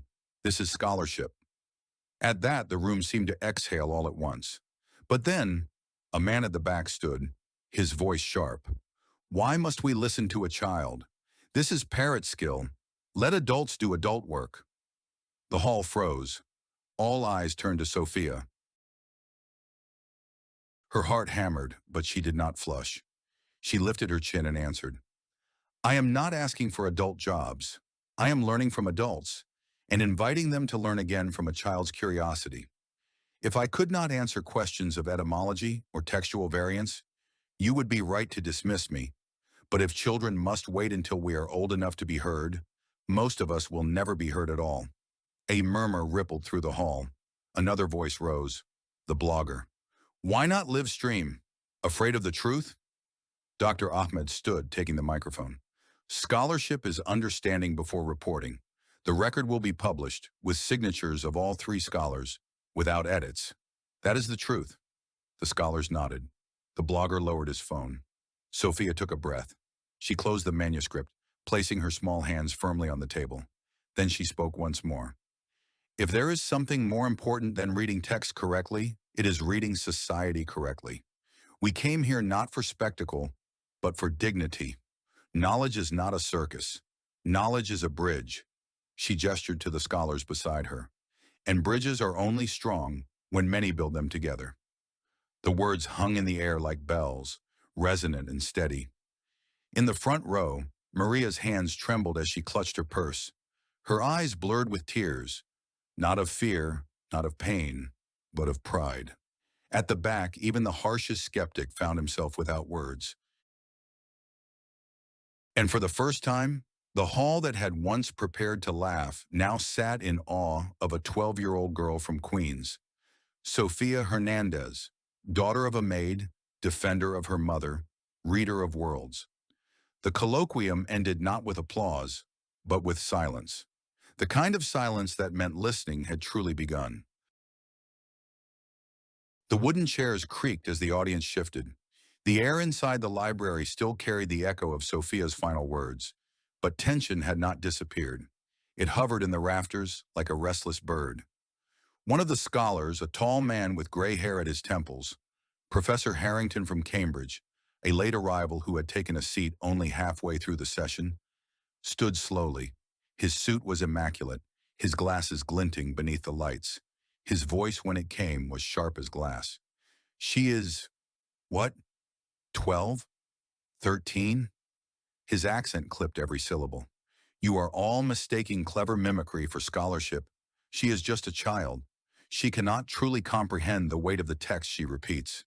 This, he gestured at Sofia dismissively, is indulgence, not academic rigor. The room stirred uneasily. Some nodded as if relieved someone had voiced their doubts. Others frowned, uneasy with his tone. Maria's chest tightened. She gripped her purse, her knuckles white. Every muscle in her body wanted to rise to defend her daughter. But before she could move, Sofia lifted her head. She did not flinch. She did not shrink. Instead, she folded her hands on the table, steadying herself. Professor Harrington, Sofia said quietly, her voice carrying with surprising clarity, you are right about one thing. I am a child. I have not lived your years. I have not written papers or defended dissertations. But may I ask you something? The professor blinked, taken aback. What could you possibly ask me that matters? Sofia's voice remained calm, almost gentle. Do you remember the first time you discovered a text that made your heart race? The first time you read something in another tongue and thought, the world is bigger than I imagined? A flicker passed across his face. He opened his mouth, but no sound came. Sofia pressed on. When I read these texts, I feel that same wonder. I do not pretend to have all the answers. I ask questions. I listen. I try to read with humility. If that makes me unworthy, then I ask, at what age does wonder stop being allowed? The hall went still. Professor Harrington bristled. Wonder is for children. Scholarship is for adults. Then maybe, Sofia said, her voice clear as a bell, we adults have too often forgotten what wonder feels like. Maybe that is why so many stop listening to each other. The words struck the air like a hammer on a bell. There was a rustle among the scholars. Dr. Farah adjusted her scarf, speaking for the first time since the exchange began. With respect, Professor Harrington, this child has done what many graduate students fail to do. She has distinguished context, explained interpretation, and defended her reasoning calmly under pressure. Professor Romano from Florence leaned forward, tapping his pen. Scholarship begins with questions, not with age. Today she reminded us of that. The murmurs grew stronger now, leaning against Harrington's authority. Maria felt her throat tighten. She had seen her daughter defend herself before, but never like this, never with such poise, such strength. Tears blurred her eyes. She remembered the nights in their cramped kitchen in Queens. Sofia bent over a book while Maria washed dishes. She remembered the times her daughter whispered, Mama, read this line with me. She remembered the insults she had endured. Maid, cleaning lady, invisible. And the way her daughter had quietly tucked those words away like coals, saving their fire for a moment like this. Professor Harrington gave a cold smile. Words are cheap. Anyone can string together pretty phrases. She has not lived. She has not suffered enough to speak of dignity. Sophia's expression did not waver. She inhaled once, slow and steady, and answered, "You are wrong, Professor. I have lived watching my mother come home at 2 in the morning, hands red from bleach. I have lived being laughed at for my accent, for the smell of my mother's cooking in my clothes. I have lived in a world where people look at me and see service, not potential. So yes, I am young, but do not tell me I have not lived." The words struck like an arrow. Silence spread across the room, heavy and undeniable. Maria's tears spilled freely now. She did not care who saw. Pride swelled in her chest, so fierce it almost hurt. Her daughter, her little girl who once hid behind her skirts, was standing alone before scholars and critics, steady as a mountain. At the table, Sophia lowered her voice. "And if you believe only suffering gives someone the right to speak, then perhaps we should listen more to the voices of those who suffer most instead of dismissing them." There was no reply. Harrington sank back into his chair, his lips pressed thin. For a long moment, no one spoke. Then slowly, softly, applause began. Not the thunderous clapping of a concert hall, but the kind of applause that grows like rain. One drop, then another, until the room was filled with the sound of hands meeting in respect. Sophia bowed her head slightly. She did not smile, did not bask. She simply returned to her seat. Maria reached out, squeezing her daughter's hand. Her voice trembled as she whispered, "Estoy orgullosa de ti, mi hija. I am so proud of you." Sophia squeezed back. "Todo por ti, mama. Everything is because of you." For Maria, those words were worth more than all the applause in the world. The colloquium continued. Questions, discussions, exchanges of notes. But the heart of the day had already been sealed. A child had stood before power and refused to bow. And in that refusal, in that calm but unshakable dignity, something shifted. The scholars saw it. The journalists felt it. Even the skeptics knew it. This was no longer about languages, no longer about spectacle. It was about a truth too simple to ignore. Dignity is not granted by age, or title, or wealth. Dignity is carried by a maid scrubbing floors, by her daughter reading ancient texts, by anyone who dares to stand tall when the world demands they bow. That night, long after the crowd had dispersed, long after the library staff had stacked the chairs and turned off the lights, Maria and Sophia walked home together through the chilly streets of Queens. The sidewalks were cracked. The air smelled faintly of fried food and exhaust. Neon signs flickered above laundromats and bodegas. It was not glamorous. It was not grand. But Maria felt as if they were walking under a sky filled with light. Her daughter had faced the world, and the world had listened. And for the first time, Maria allowed herself to believe that maybe, just maybe, the long road of her sacrifices had led to something greater than she had ever dared to dream. Richard Sullivan had been in 100 rooms like this, grand halls, ornate libraries, conferences where words flew like arrows and applause rose and fell with the mood of the powerful. He had sat on boards, judged competitions, invested millions into ventures that promised the world. And in each of those rooms, he had always known his place. At the top, the man with the checkbook, the man with the last word. But that afternoon, sitting in the front row of the old library, something unexpected happened. For once, Richard Sullivan did not feel like the man in charge. He felt like a student. He had watched Sophia calmly dismantle Professor Harrington's cruelty, not with anger, not with theatrics, but with something harder to dismiss, truth spoken without fear. He had seen the girl's mother, Maria, sit trembling in the second row, pride and pain written across her face, her hands still raw from years of work. No one applauded. And when Sophia said, "Everything is because of you, Mama," Richard felt something inside him crack. It was not a gentle shift. It was a break, sudden and sharp, as though the scaffolding he had built around his own heart for decades had given way. He sat very still, his hands clasped together. Around him the applause swelled and ebbed, but inside his chest a storm had begun. For years Richard had lived with a certain kind of arrogance. He would never have called it that, of course. He called it discipline, vision, clarity. He believed money was proof of correctness. Success was proof of wisdom. He had worked his way up from nothing, he reminded himself. He had earned his right to stand above. But now, here in this library, he saw something that made his logic crumble. A girl of 13 had spoken with more integrity in 10 minutes than he had managed in 10 years. And it cut him to realize that the words that struck him deepest were not her defense of ancient texts or her rebuke of a powerful scholar, but the way she spoke of her mother. Todo por ti, mama. Everything is because of you. Richard closed his eyes. He thought of his own mother, a woman who had worked 2 jobs in Ohio, who had kept her dignity even as the world treated her like furniture. He remembered the times he had rolled his eyes at her thick accent, embarrassed when she came to his school in her faded uniform. He remembered the shame not of her, but of how others looked at her, and how he had vowed that money would save him from that shame forever. He had forgotten along the way that money could never erase what dignity meant.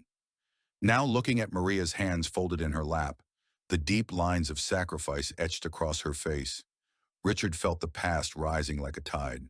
His own mother's laughter, her exhaustion, her voice telling him, "Don't let them call you less than you are." And he wondered, when had he stopped listening to that voice? When had he traded her truth for marble floors and stock reports? Sofia's words still echoed. Maybe we should listen more to the voices of those who suffer most. It was as if she had reached into his chest and found the place he had buried for decades. The colloquium pressed on, but Richard barely heard it. His eyes stayed on Sofia, this girl who spoke like a scholar but carried herself like something more. A messenger, a reminder. When it was over and the audience began to file out, Richard remained seated. He felt heavy, as though each step of his past weighed on him. Carmen, his longtime advisor, leaned in. "You okay?" Richard's voice was hoarse. "I don't know." For the first time he admitted it, not to Carmen, not even to Maria or Sofia, but to himself. He didn't know. That night on the 52nd floor of his tower, Richard did not pour himself a drink as he usually did. He did not open his email, did not check the market in Tokyo. Instead, he sat in the dark, staring out at the lights of Manhattan. The city glowed, but he saw none of its triumph, only its fractures. The gleaming towers, yes, but also the shadows between them, the narrow apartments where people like Maria lived, the tired workers on late-night buses, the silence of children whose voices no one cared to hear. And he saw himself at the center of it all. Not the savior he once believed, but a man who had built walls of glass and steel and called them progress. He whispered aloud, to no one, "What have I been doing?" The words sounded strange in his own mouth. He had never doubted himself like this, not in public, not in private. Yet tonight, doubt felt less like weakness and more like truth, finally seeping through the cracks. Richard thought of Sofia again, her courage, her calm, her insistence on dignity. She had looked Harrington in the eye without flinching. She had spoken without apology, and she had reminded him of something his money could not buy: clarity of heart. His mind raced back to the moment Harrington sneered, "She hasn't suffered enough to speak of dignity," and Sofia's reply, "I have lived watching my mother come home at 2 in the morning, hands red from bleach." Richard swallowed hard. He had once told himself that suffering was weakness, something to be outrun. But now he saw the lie. Suffering could be the root of strength, if it was carried with dignity. By midnight, Richard rose from his chair. He went to his desk and pulled out a leather-bound notebook he hadn't touched in years. It was his mother's. She had kept it by the bed, scribbling notes in broken English after long shifts. He had taken it after her passing, but never opened it. Now with trembling hands, he flipped it open. The handwriting was uneven, the ink faded, but the words were clear. "If you have money, remember the ones without. If you have power, remember the powerless. Dignity is not yours alone. It is shared." Richard pressed his hand over the page. His chest ached, and for the first time in years, tears came. Not from stress, not from anger, but from recognition. He whispered, "I forgot, Mom. I forgot." The city lights flickered outside, and Richard sat at the desk until dawn. By morning, something had shifted. Not fully, not cleanly. Change never came all at once, but enough. Enough to know that the world he had built was no longer enough for him. When Carmen entered the office at 7, she found him still there. Eyes red, notebook open. She frowned. "Richard, you didn't sleep?" "No," he said quietly. "And maybe that's good. Maybe it's time I stopped sleeping through what matters." She studied him, cautious. "What happened yesterday changed you, didn't it?" Richard nodded. "Yes, a girl changed me. A girl and her mother. And I don't think I can go back." Carmen did not press further. She only nodded, as if she had been waiting for this moment for years. Richard closed the notebook and set it on the table. His voice was steadier now. "We're going to do things differently, starting today." It was not a declaration made for headlines, not a speech crafted for shareholders. It was a vow whispered in the quiet morning, born of a girl's courage and a mother's sacrifice. Richard Sullivan, billionaire, titan, master of towers, had been undone by dignity, and in that undoing, he found something new, a chance to begin again. The conference hall was not prepared for silence. Normally, such rooms lived on the buzz of voices, the polite laughter of donors, the constant rustle of paper and glasses. But this morning, after Richard Sullivan stepped to the microphone, the place fell into a quiet that was almost unnerving. "Thank you for coming," Richard began, his voice lower than usual, stripped of its usual polish. He did not clear his throat, did not perform the practiced confidence that had always been his armor. Instead, he simply spoke, almost as if confessing. "For years, I believed wealth gave me wisdom. I believed money gave me the right to decide what mattered. Yesterday, I learned how wrong I was." A ripple passed through the rows. A few journalists leaned forward. Richard let the silence linger, his eyes sweeping across the room. Then he said the words no one expected. "I am creating a foundation, not for innovation, not for profit, not for prestige. A foundation for the children of those who work in the shadows of this city. The cleaners, the night shift guards, the cafeteria servers, the drivers, the mothers who never sit in these halls. Their children will have a right to education and dignity." The gasp was audible. A few hands shot up instantly. Lawyers, shareholders, allies who smelled risk. But Richard raised his hand gently, stopping them. "And the conditions of this foundation," he continued, "will not be written by me. They will be written by the one who reminded me of truth yesterday." The cameras swiveled as Richard turned toward the side of the stage. From the shadows, Sofia stepped forward. She wore the same plain shoes she always did, the scuffed backpack slung over one shoulder, her black hair pulled back loosely. Next to the men in suits, she looked impossibly small, 13, slight, serious, and yet the air shifted the moment she walked up. Maria stood at the back of the room, hands clenched together, her heart pounding. She had never stepped into such a place before, never imagined her daughter would. Richard gestured to the microphone. "Sofia, the rules are yours." For a long moment, Sofia looked at him, as if measuring whether he was serious. Then she stepped up. Her voice, when it came, was steady. "This foundation is not a show," she said.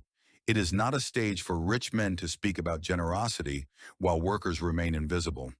If it exists, it will follow rules." The crowd leaned closer. She held up her hand, 5 fingers. "Rule number 1, no cameras inside classrooms, no logos, no names of companies. The only names spoken should be the names of students." She lowered 1 finger. "Rule number 2, every scholarship must be earned with study and with giving back. For every hour of tutoring received, each student gives 1 hour helping another. Knowledge must multiply." Her 3rd finger went down. "Rule number 3, workers' children are first priority, not cousins of executives, not friends of donors. If you clean a floor, if you serve food, if you guard a door, you belong. Your children belong." There was a murmur of discontent among some in the back. Sofia did not flinch. Rule number 4. Teachers must come to the students, not only the other way. Professors must step into libraries, community centers, laundromats, wherever families live. Knowledge is not a castle. It must walk through open doors. She lowered her fourth finger, only one left. Rule number 5. Dignity before prestige. No child will be paraded as an example. No family will be displayed as charity. Every story stays their own. Her hand closed into a fist. She stepped back. The hall was silent again, heavier now. Reporters scribbled furiously. Some corporate faces looked pale, unsettled. But others looked strangely relieved, as if someone had spoken aloud the words they had wanted to hear for years, but never dared. Maria felt her eyes burn. She remembered night scrubbing bathrooms where no one knew her name, only cleaning lady. And now, her daughter was standing before the most powerful people in the city, saying what Maria had never been allowed to say. Richard stepped back to the microphone. His voice trembled, but only slightly. These rules will stand. I will transfer assets to the foundation by tonight. The board will be independent. I will sit as a member, not as a chair. And Sofia's 5 rules will be written into the charter. He paused, then added quietly, if you came here today for a photo opportunity, you are free to leave. If you came for change, sit down and let us begin. For a moment, no one moved. Then Carmen Johnson, his longtime advisor, rose from her seat and walked to the stage, placing her hand on Sofia's shoulder. I will serve, she said simply. One by one, others stood. Not all, many slipped out, whispering into phones, calculating their losses. But enough stayed to make the air feel alive again. Richard caught Maria's eye at the back. He nodded once, as if acknowledging something private, something sacred. She pressed her hand to her chest, unable to speak. Afterward, as the crowd dispersed, Sofia and Maria walked down the long marble corridor together. Maria's shoes squeaked softly on the polished floor. Mama, Sofia said, her voice gentler now. Did I do the right thing? Maria stopped. She cupped Sofia's face in her hands, her eyes shining. You did what I could never do. You gave us a voice. Sofia lowered her head, whispering, but it is because of you. Everything is because of you. Maria kissed her forehead, lingering. Then we did it together. That night in the glass tower on the 52nd floor, the transformation began. The paintings worth millions were removed. The cold black stone table was carried out. In its place, Richard ordered a round wooden table, scarred and plain, like one you might find in a kitchen. Around it sat not only executives but cleaners, librarians, teachers, and 2 teenagers. On the wall, Carmen pinned a sheet of paper, Sofia's 5 rules, handwritten in blue ink. Richard opened his grid notebook and wrote, Today, no one won. Dignity won. Outside, the city still roared, indifferent, busy. But in that small room high above Manhattan, something new had been born. Not a monument, not a slogan, a seed. And Sofia, sitting with her backpack still on, her hand clasped tightly in her mother's, knew that from this day forward, nothing would be the same. Maria had never stood on a stage in her life. She had cleaned them, after concerts, after speeches, after galas where champagne glasses left sticky rings on polished wood. She had swept under podiums that smelled of perfume and sweat. She had watched from a distance as others were applauded, as others were photographed, as others were remembered. But to stand there, to feel the weight of 1,000 eyes, to feel the silence waiting for her words? Never. And yet here she was. The hall was full. Reporters had gathered again. Students, workers, donors, some still skeptical, some curious, filled every row. Richard Sullivan sat quietly at the side, not at the center. Sofia stood in the wings, her backpack still slung over her shoulder, watching her mother with the same intensity she once saved for textbooks. Maria's knees trembled. She gripped the wooden lectern so tightly her knuckles whitened. She wanted to turn away, to whisper, no puedo, I can't. But then she felt it, Sofia's gaze, steady, fierce, unshakable. Maria drew in a breath, and her voice, so often dismissed, so often unheard, finally filled the hall. "My name," she began slowly, carefully, as if teaching a child to spell, "is Maria Alvarez." The words seemed to echo, perhaps because for years no one had cared to say them. She had been cleaning lady. She had been maid. She had been help, but never Maria Alvarez. "I have worked in this city for more than 20 years. I have scrubbed its floors, cleaned its windows, cooked its meals. I have carried bags heavier than my body. I have walked home at dawn when the streets were still empty, when even the birds had not begun to sing." Her voice trembled. A cough rose in the audience, then stilled. "I was invisible, and it was not the work that hurt me. It was the way people looked through me, as if I were not even there, as if I had no name, no history, no heart." Her throat caught, but she pressed on. "And then I had a daughter, Sofia." At her name, Sofia lowered her head. "I thought maybe her life would be easier. Maybe she would not feel the sting of being overlooked. But no, she saw it too. She saw the way people spoke to me. She saw the names they used. She saw me, her mother, treated as less." Her voice cracked. A hush fell deeper. "And one day she stood up for me. A child, a girl with no money, no power, no place in those rooms. She stood. She said what I could not. She defended me when I did not even know how to defend myself." Maria closed her eyes for a moment. When she opened them, they were wet, but her voice had steadied. "I am proud of my daughter, but not because she knows languages, not because she can read old books, not because she stands on stages." She leaned forward, gripping the lectern. "I am proud of her heart, her courage, her love, because knowledge without love is nothing.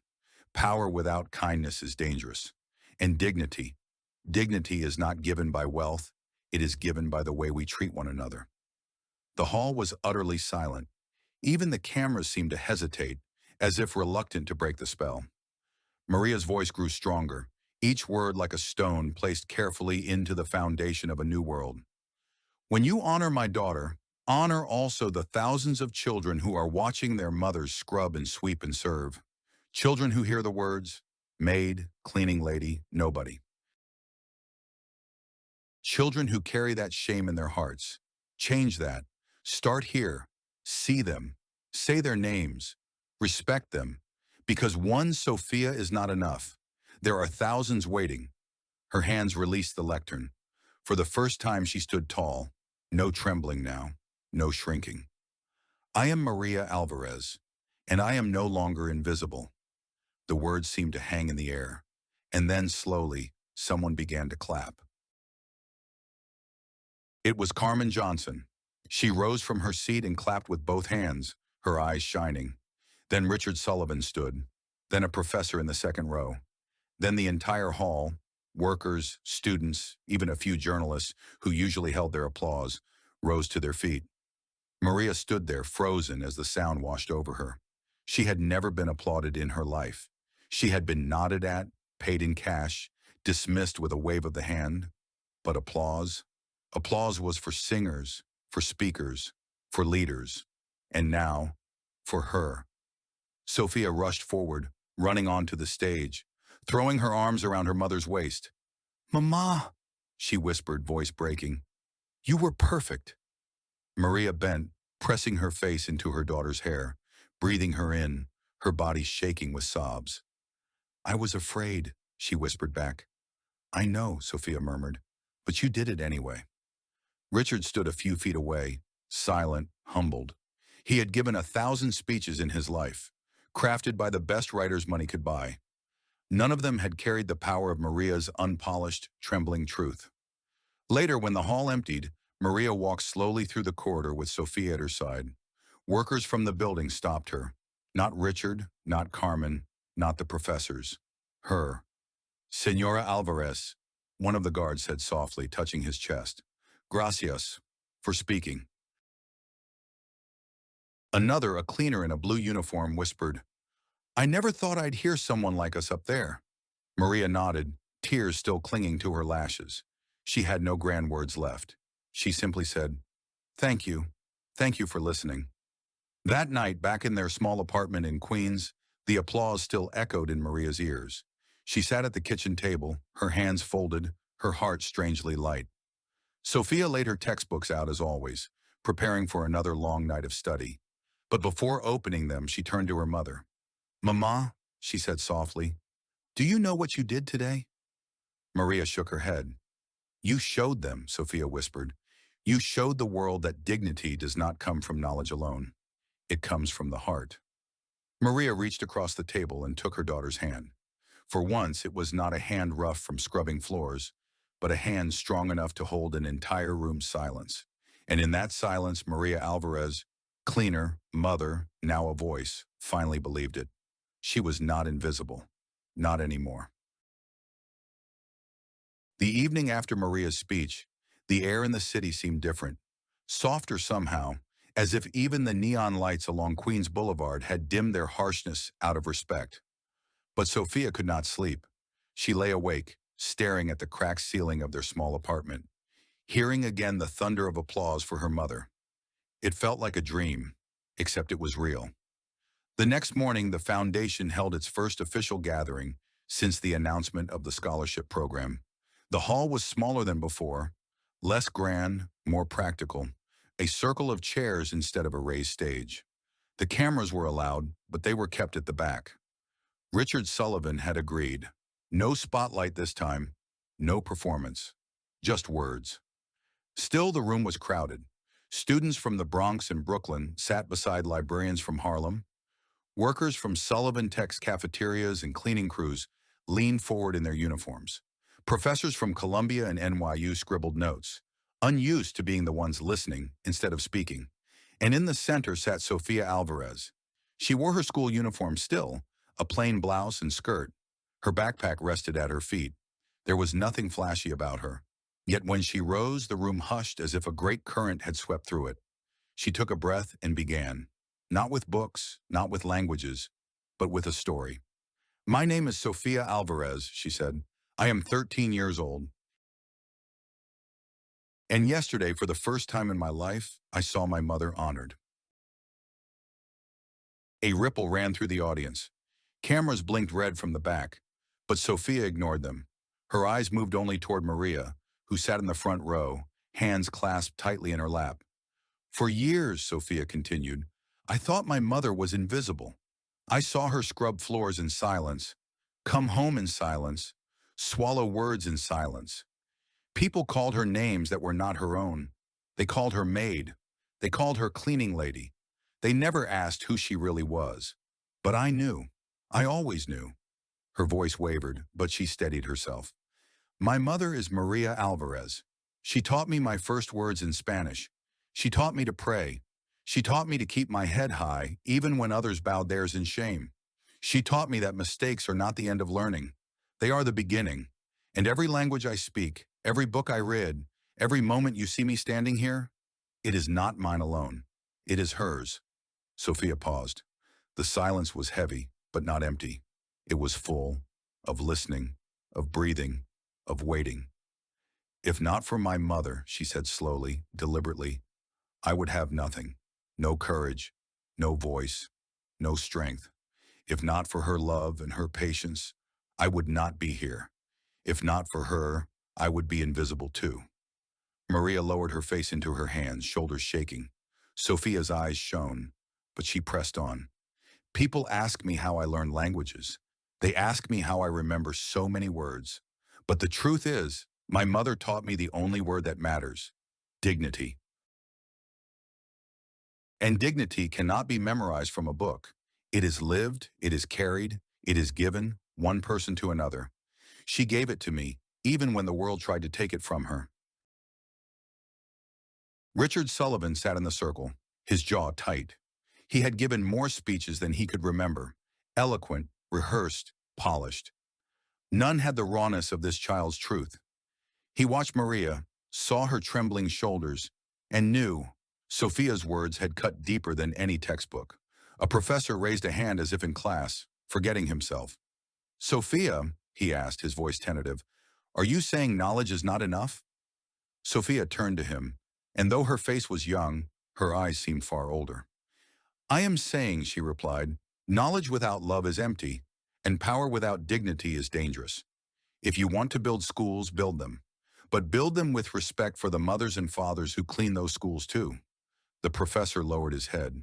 A janitor in the back row, an older man with a limp, stood suddenly, leaning on his mop like a staff. His voice was rough, unpracticed in rooms like these.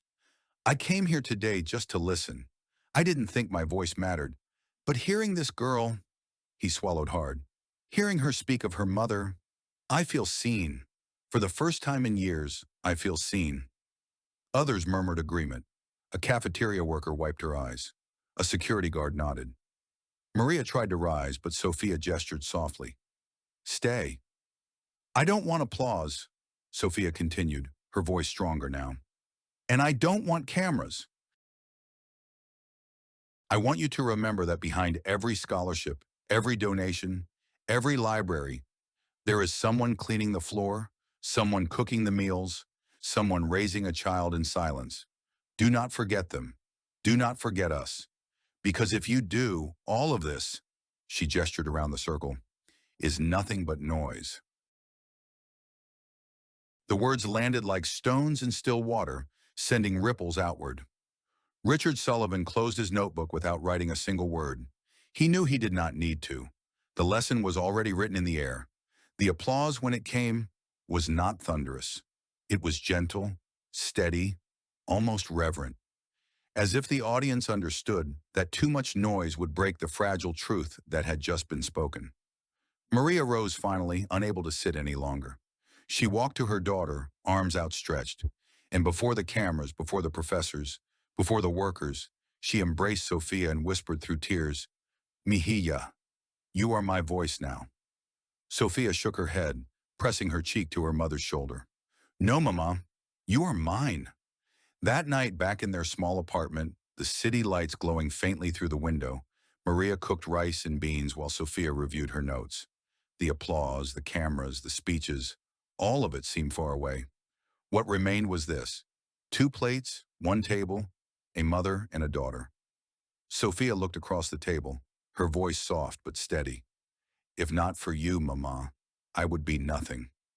Maria reached over, her hand rough from years of scrubbing, and squeezed her daughter's. And if not for you, she whispered, I would still be invisible. And for the first time, both of them believed that they were exactly where they belonged. Not in silence, not in shadows, but in the light. But in The new foundation headquarters was not in a tower of glass and steel. It was in a modest, renovated library on the corner of Roosevelt Avenue, where the paint still smelled fresh and the old wooden beams creaked like an elder telling stories. The grand granite table Richard once prized was gone. In its place stood a round wooden one, scarred, humble, welcoming. On the wall above the table hung a single frame. Inside it was not a painting, nor a certificate, nor a photograph. It was a sentence written in Sofia's own hand, the ink pressed so hard the pen had nearly torn the paper. If not for my mother, I would be nothing. The words stood like scripture. Workers, professors, donors, children, everyone who entered the room paused to read them. Some whispered them under their breath, as if testing their weight. Some cried quietly, remembering their own mothers. Others simply stood longer than they expected, staring at those words until they sank deep into their bones. That evening, Sofia Alvarez sat at the wooden table, her small notebook open before her. The day's lessons were scrawled across the pages. Strange letters, accents and curves, sounds she had never shaped with her mouth before. A new language, Swahili this time. She repeated softly, lips forming careful syllables. Asante. Thank you. Habari za jioni. Good evening. She stumbled, laughed at herself, then tried again. Maria listened from the corner as she folded freshly washed laundry. The rhythm of her daughter's voice mixed with the scent of soap, the creak of the beams, the shuffle of life being lived. Another one? Maria teased gently, shaking her head. How many tongues can fit in one mouth? Sofia grinned.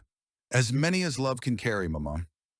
Maria looked down at the framed sentence, her daughter's handwriting on the wall, and blinked away sudden tears. The foundation was still small, Only a few programs had started, only a handful of scholarships awarded, only a scattering of workers attending evening classes. But already something had shifted. People no longer whispered about side doors and secret favors. They spoke instead of names pronounced correctly, of small victories. A mother learning to write her first email without fear, a janitor's child standing in line for a library card with pride. It was not a revolution. It was not fireworks. It was quieter than that, softer, stronger. Richard Sullivan still came often, but he no longer sat at the head of any table. He came with his sleeves rolled, listening more than speaking. He was learning slowly, haltingly, that wealth measured in dollars could build towers, but wealth measured in dignity could build people. One evening, as Sofia practiced, he entered quietly and stood behind her chair. She looked up, startled. "Swahili?" he asked, almost shy. "Yes," Sofia replied. "Do you want to try?" Richard hesitated, then repeated after her. His accent was clumsy. His tongue tripped over the syllables. But Sofia corrected him, not with mockery, but with patience. The same patience her mother had shown her. He laughed at his own mistakes. For the first time, his laughter sounded free. "Better," Sofia said softly. "See? Anyone can learn, if they listen." Richard glanced at the frame on the wall, at the sentence staring back at him. He nodded slowly. "If not for my mother, I would be nothing," he read aloud, as though testing the truth on his own tongue. Maria looked up from her laundry, eyes glistening. "Then honor her by how you live, not just by what you give." Richard lowered his head. He understood. The road did not end there. Each week brought new challenges. Critics still wrote, donors still questioned, the world still mocked the idea that dignity could matter as much as profit. But inside the library, around that wooden table, small changes multiplied. A cafeteria worker taught Spanish to an Irish professor. A professor, in turn, taught history to the worker's son. A mother read her first poem aloud without trembling. A teenager translated her grandmother's letters into English so she could finally answer them. And through it all, Sofia kept learning. Language after language, word after word. Not for applause, not for show, but because each word was a key, and every key unlocked a door, not for her alone, but for others who had been told there was no door at all. Late one night, after everyone had left, the library quiet except for the ticking of the old clock, Sofia sat alone at the wooden table. Her notebook lay open, her pencil resting across it. She closed her eyes and whispered in every language she knew. Gracias, merci, danke, shukran, siexi, grazie, asante. The words formed a chorus, a prayer, a promise. When she opened her eyes, she saw her mother asleep in the corner chair, head tilted, hands folded, exhaustion softening her features. Sofia smiled, rose quietly, and pulled a blanket over her shoulders. Then she turned once more to the sentence on the wall. She whispered it, not for the cameras, not for the crowd, but for herself. If not for my mother, I would be nothing. She touched the frame gently, as though it were her mother's hand. The road stretched far ahead, uncertain, unpaved, sometimes steep, sometimes narrow. But Sofia knew now that she would not walk it alone. She carried her mother's strength, her words, her love. That was wealth. That was power. That was wisdom. And in the quiet of the library, the story closed not with applause, not with triumph, but with the steady truth of a single lesson. Real wealth is not measured in money. Real wealth is measured in how we call each other by name, correctly, fully, with dignity. The road continues, and so does the voice of a daughter, born from the love of her mother, teaching the world, one word, one name, one act of respect at a time. If you enjoyed the video, don't forget to subscribe, like, and hit the bell so you won't miss what's next.